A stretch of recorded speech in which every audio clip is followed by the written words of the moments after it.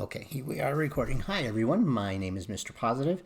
If you found this video and you're like, what is it? Well, let me quickly explain. I do videos Monday through Sunday, anywhere from 10 minutes to 20 minutes long, and of some kind of religious content. Currently, we are reading through a book called New Morning Mercies, a daily gospel devotional, and the author's name, of course, is Paul David Tripp, as you can see on the screen here. That's my passion, and that's what I like to do, and some of you enjoy it, and some of you give a comment or two, and that really pleases me. So if you're new to this channel and you're wondering what it is, and you want to give it a try, take a listen and see what you think. In the meantime, let's get started. February 22nd, 2021. Envy denies grace. The assumption of envy is that we deserve what another has been given, when in fact you and I deserve nothing. Envy is self-focused and self-righteous. It inserts you into the center of your world. It makes it all about you. It tells you that you deserve what you don't deserve. Envy is expectant and demanding. Envy tells you that you are someone you aren't, and you are entitled to what is not rightfully yours. Envy cannot celebrate the blessings of another because it tells you that you are more deserving. Envy tells you that you have earned what you could never earn. The world of envy no more mixes with the world of grace than oil does with water. Envy forgets who you are, forgets who God is, and is confused about what life is all about. Yet having said all of that, the fact is that all of us struggle with envy somehow, some way, and at some time. We're jealous that the person next to us has achieved the financial success that we've never enjoyed. We wish our marriage was as happy as that of our friends at church. We wonder why we've been saddled with the job we have when the other guy has such a fulfilling career.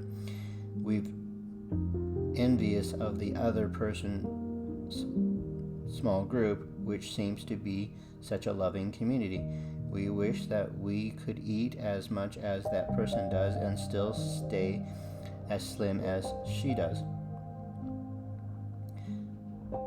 The tall guy wishes he wasn't so tall, and the short guy would love to look down on people for a change. The curly-haired person covets straight hair, and the straight-haired person envies the curls. The nerd envies the jock, and the jock wishes he could get better grades. Envy is universal because sin is. Envy has its roots in the selfishness of sin. See 2 Corinthians 5:14 and 15. Envy is focused because it's self-focused. It's entitled because it's entitled. It's demanding because it's demanding. It tends to judge the goodness of God by whether He has delivered what you feel entitled to. And because it judges God on that basis, it leads you to question His goodness. Because you question God's goodness, you won't run to Him for help. Envy is a spiritual disaster. Grace reminds you that you deserve nothing, but it does not stop there. It confronts you with the truth that God is gloriously loving, grace, and kind, that He lavishes on us things we could have never earned. Grace also reminds us that God is wise, and He never gets a wrong address. He gives each of us exactly what He knows we need. For further study and encouragement, read James 3:13 through 18. All right, let's go. When is wise and understanding among you? Or who is wise and understanding among you? Let him show by good conduct that his works are done in the meekness of wisdom. But if you have bitter envy and self-seeking in your hearts, do not boast and lie against the truth. This wisdom does not descend from above, but is earthly, sensual, demonic. For where envy and self-seeking exists, confusion and envy, every evil thing there is. But the wisdom that is far from above is first pure, then peaceable, gentle, willing to yield, full of mercy and good fruits, without partiality and without hypocrisy. Now the fruit of righteousness is sown in peace by those who make peace. I love that saying, and we are going to read Truth to Action, which is really cool. Truth to Action for this section is, the first one, it wants us to look at 16 through 18, so let's reread that. For where envy and self-seeking exist, confusion and every evil thing are there. But the wisdom that is far above is first pure, then peaceable, gentle, willing to yield, full of mercy and good fruits, without partiality and without hypocrisy. Now the fruits of righteousness is sown in peace by those who make peace. All right, so that was the verse that we are going to look at. In the truth section, it says, Consulting Dynamic Devotion. James makes clear the principle that we cannot serve two masters. We cannot say we love and serve God and then live ungodly lives. Wholeheartedly devotion to God, expressed practically through good works, is the kind of life to which the book of James calls us. Take time to now rededicate your heart and live and life to loving, following and obeying Jesus. That was the truth. Now the action to this, according to this Bible, says, choose to devote yourself fully to God rather than to your own selfish and worldly desires. Devote yourself to the Lord, and godly wisdom and righteousness will begin to grow in your life. I love that. Okay. Well, folks, I am very excited. I thank you for listening to me through this, and I tell you what, I have been blessed with a mentor from YouTube who gave me wonderful ideas to change up my channel a little bit, and he will continue to spice up his thoughts in his desire to want to help me, because he is a man of God. And I have met a handful of people who are truly for God, and it pleases my heart, and I'm very joyful for that. So I appreciate those men in my life, and some women in my life that I recently joined this last weekend. Pretty powerful people. Anyway, what I guess I want to talk about briefly is envy. I struggle with that daily. I definitely struggle with the idea that, God, I wish I could just have that tomorrow. Oh, I wish I could just feel better tomorrow. Oh, I wish I could have that now.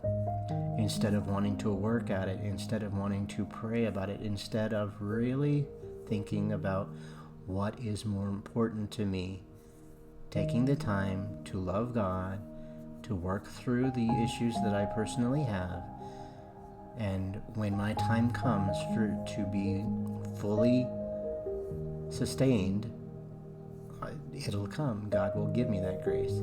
I know that God wants me to focus on Him first, and maybe my envy is getting in the way. So I really think I am really thankful for this verse. Helps me remember that, and it's really good. Now I want to talk about the community, the YouTube community that I find myself in. It's a mess. It's crazy. It's a lot of back and forth. It's nuts. And what envy is talking about here, in my opinion, is everyone is so jealous of each other that they want to go low. They want to pick on the men. The women want to pick on the men.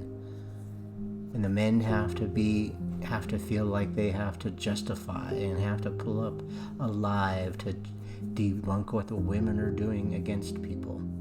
It's pretty disgusting in that aspect.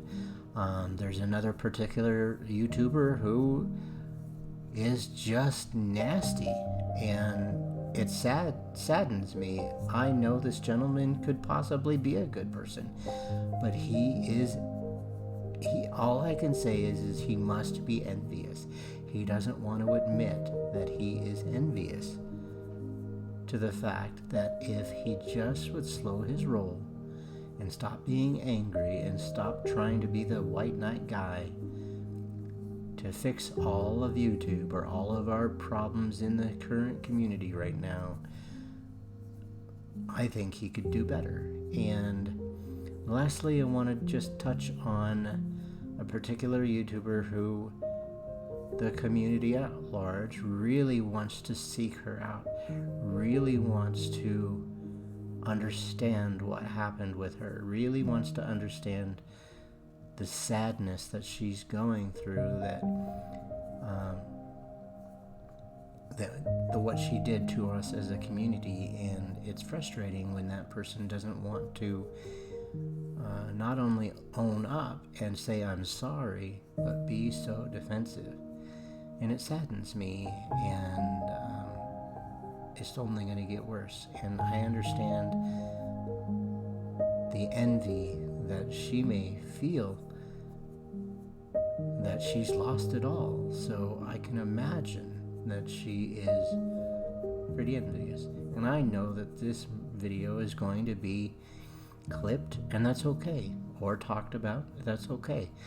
My good friend who gave me a wonderful advice says, if you want to make good content, talk about where you hang out in YouTube world, right? So that's what I'm going to do. I'm going to talk about my humble opinion on why what I read is connected. And today happened to be the word envy. So it was easier for me. Anyway, thank you very much. If you are a returning subscriber or a new subscriber and you liked this type of content, it is new now. It's newer. And I said it's exciting. Please consider hitting the subscribe button if you haven't already. Consider hitting the like button if you haven't already, and also consider hitting the notification bell. All three of those are guaranteed to help YouTube understand that the algorithm out there wants me to get out there and share to more people that I am trying to be a decent human being, just living life the best that I can in the chaos of me also being alone and lonely and hanging out in this community. So I do fail sometimes, and God convicts me all the time, and I just have to pray back and say I'm sorry and try to do better and try to be better, because we're all sinners. We just have to know that. Not everyone's going to agree. So we end up agreeing to disagree. So anyway, thank you for doing one of those three things. Now, if you, again, I want you to know that I know that Jesus Christ died on the cross for my sins. And that's such a powerful love that it overflows me to just want to give it back. Because in the Bible it says, love thy neighbor as yourself. And the neighbor can be anyone you want. Or not anyone you want. It means everyone, right? It means everyone. The people you don't get along with, the people you do get along with. Know that I love each and every single one of you. I know that might seem hypocritical, but you can take that to the bank. At least in my heart, I know that I love each and every single one of you guys. Until next time, I hope that you all have a beautiful, wonderful day. Bye now.